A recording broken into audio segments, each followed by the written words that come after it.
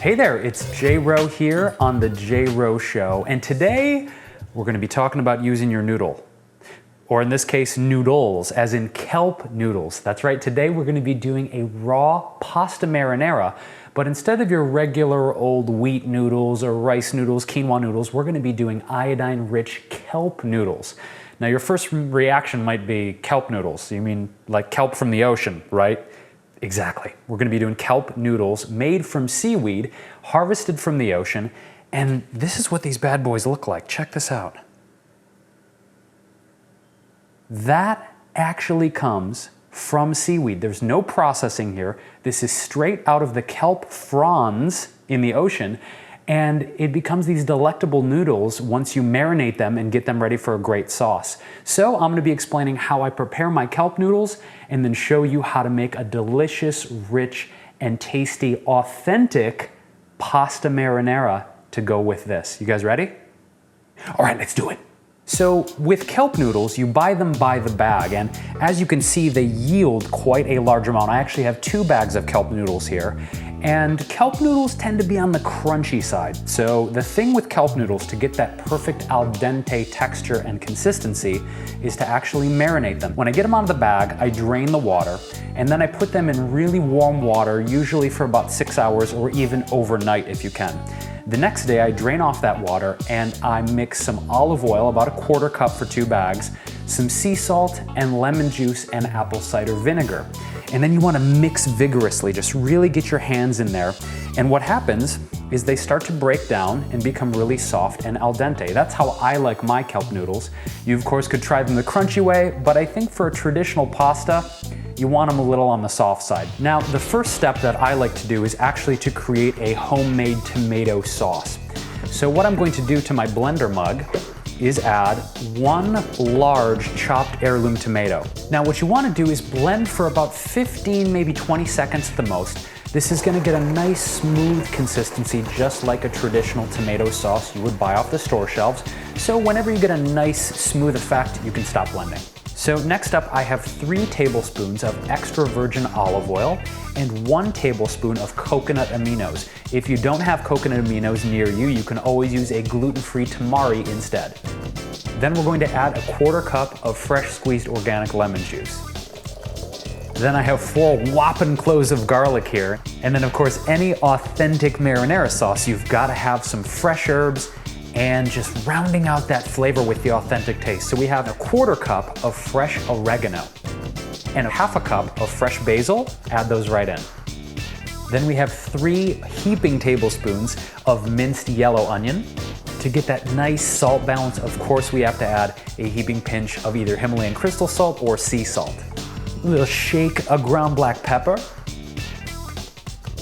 I'm also going to be adding a teaspoon, maybe a teaspoon and a half of dried basil and dried oregano.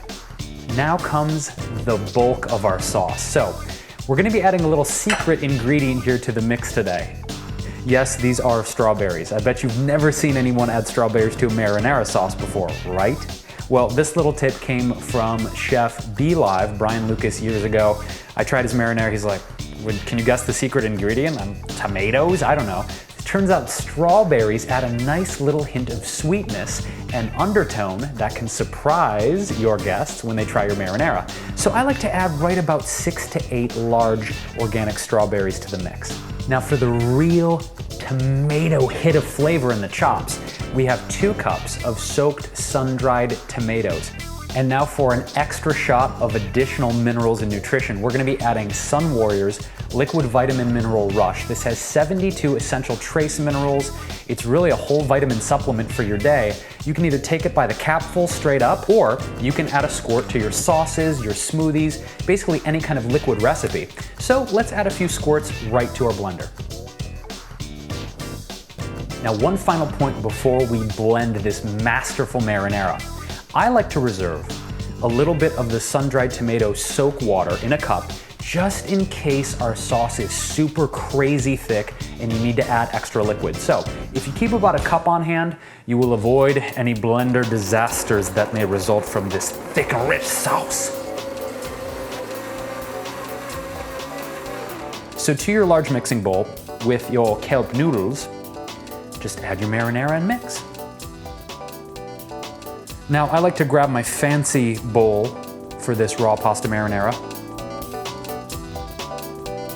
Now, what I like to do is take a little bit of raw hemp seeds and put them right on top. Brilliant suggestion from Eco Vegan Gal, nutritional yeast. You gotta put a little sprinkle on top, right? Last but not least, we're gonna garnish it with a little bit of fresh basil. Just right there in the corner.